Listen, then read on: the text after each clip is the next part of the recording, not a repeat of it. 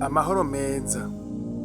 Iki ni igisomwa ca gatatu muri 39 co muri ca gitabo citwa JEWE nahisemwo gukurikira YESU KRISTO.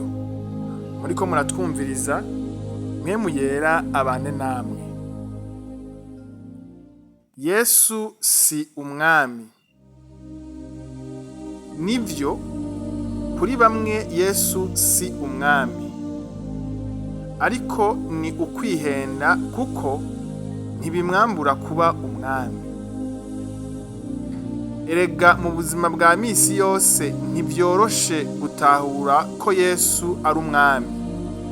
Ni vyiza kwibaza iki kibazo uti: birasigura iki Yesu kuba umwami? Uwo ari we wese mu gihe yokwibaza ico kibazo cokumvikana neza mu gihe yiyumviriye ko Yesu ari umukoresha canke shebuja wiwe.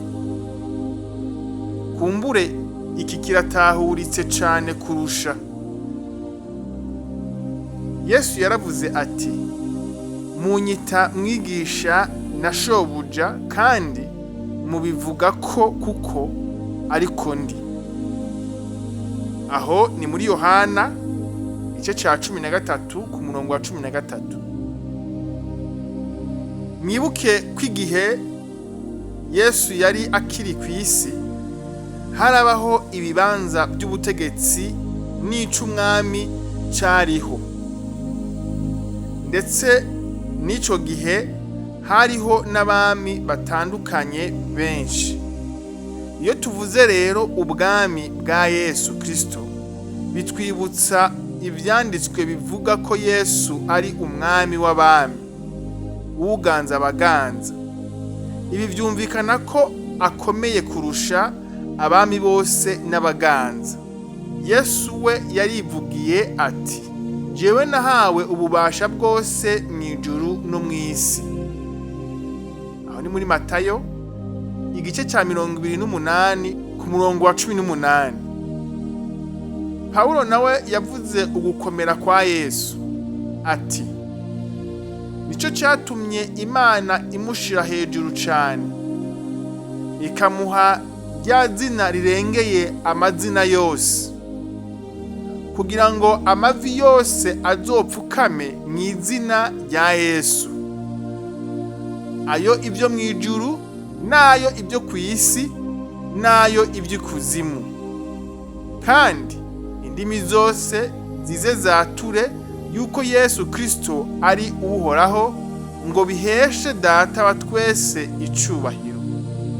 Aho ni mucete Pawulo yandikiye abi Filipi igice ca 2 ku murongo w'9 kugeza kuri 11. Pawulo arongera ati: we yabayeho byose bitarabaho, kandi muri we byose niho bifataniye. Niwe mutwe w'umubiri, niwe shengero, kandi niwe tanguriro, niwe mfura mu kuva mu bapfuye, kugira ngo abe agaheta muri byose. Abikorosayi igice ca 1 ku murongo wa 17 gushika kuri 18. Iyo turiko turasoma ibitabo by'ubutumwa bwiza, ushobora kwibwira Yesu agenda ingendo ndende, anyotegwa, yambaye igikanzu kirekire, ari kumwe n'abigishwa biwe. By'ukuri yari ameze nkatwe. Umwitegereje yari umugabo mu by'umubiri. None uwo yoba ari we umwe twasomye Pawulo yavuze ko yahawe izina riruta ayandi mazina yose?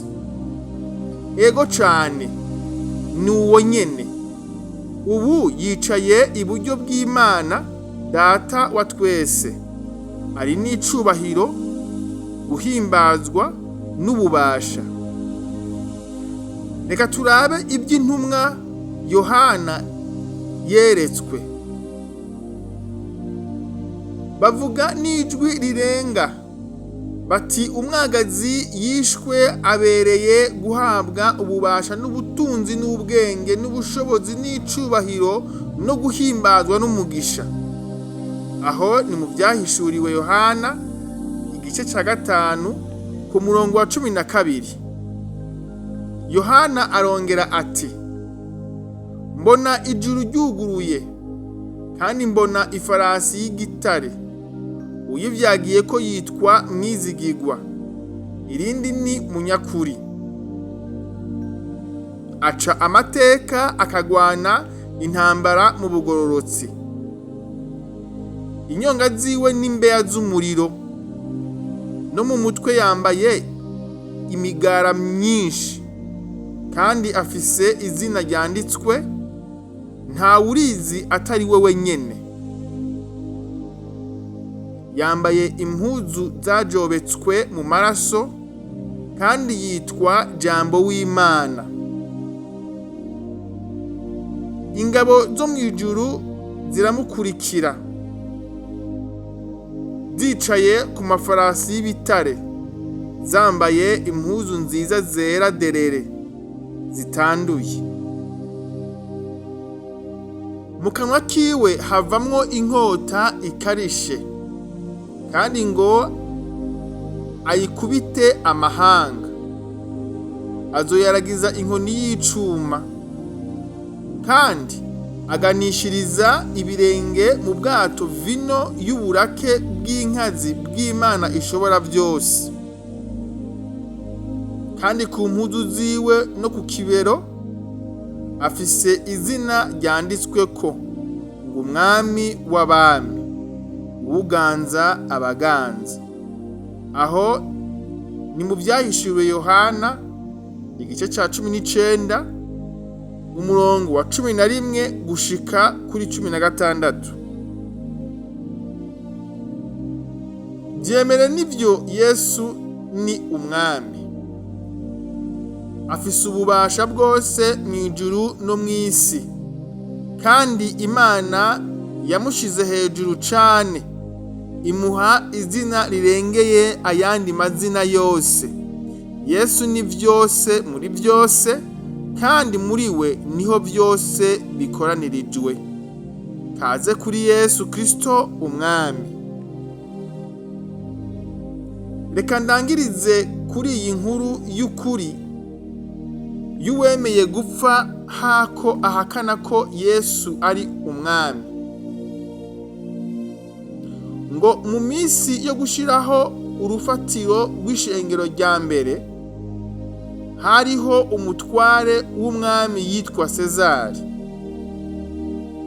Yategetse ko umuntu wese aba mu cari citwa Empire yararongoye y'Abaroma ko bategerezwa kuramukanya ngo Sezari n'umwami. Hariho igisirikare cakurikirana ko iryo tegeko ryubahirizwa mu bihugu byose.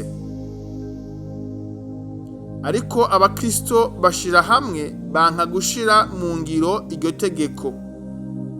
Hama umunsi umwe abasirikare baja kuraba umugabo umwe w'umukristo, baca bamutegeka kubaramutsa ngo Sezari n'umwami. Uyo mugabo aranka ati Yesu n'umwami. Abandanije yanka, baca bafata we n'umuryango wiwe babatwara ahari hatungiwe intambwe. Barababwira bati, kiretse uwuturamutsa ngo Sezari n'umwami, niwe wenyene tudata muri izo ntambwe. Amaze gutegwa ubwoba, aca azunza umutwe ati Yesu n'umwami. Umusirikare mukuru aca atanga itegeko ryo guterera mu ntambwe umuhungu wiwe akiri muto. Umwana atangura kurira, akiboroga. Babwira se bati, turamutse. Umugabo ababaye cane aravuga ati, Yesu n'umwami. Baca baterera wa mwana muri za ntambwe ziramurya, wa mugabo abyitegereza.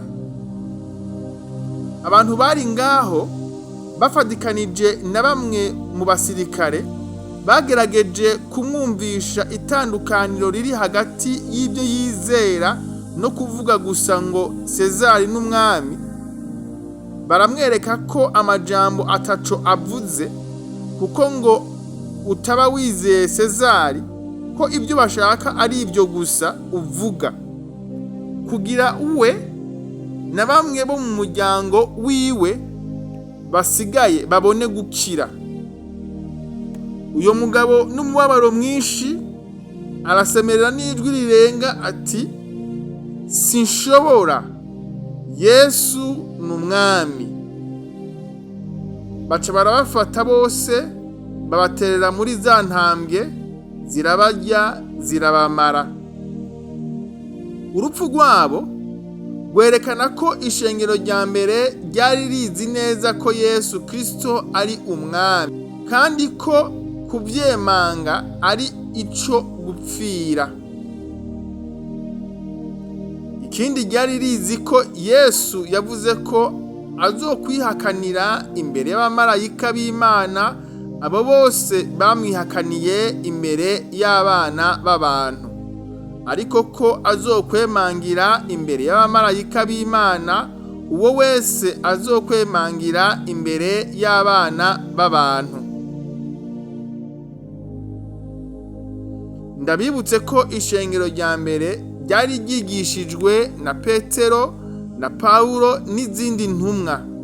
Rero uwo mugabo yishwe yanse kwita Sezari umwami, yari yarigeze kumva intumwa Paulo yigisha ngo hari umwami umwe, nawe ni Yesu. Imana yagize Yesu Kristo umwami. Uwo niwe mwami umwe wo kumvira kurusha abandi, kuko niwe mwami w'abami bose kandi nuganza abaganza. We yarapfuye yongera arazuka kugira abe umwami w'abariho n'abapfuye. Rero n'ubu dutegerezwa kubyizera tukabigendera, ndetse no kubipfira tukabipfira, kuko ariko kuri ko Yesu ari umwami. Murakoze, kandi mpemu yera abigishe ibirenze ibyo nanditse.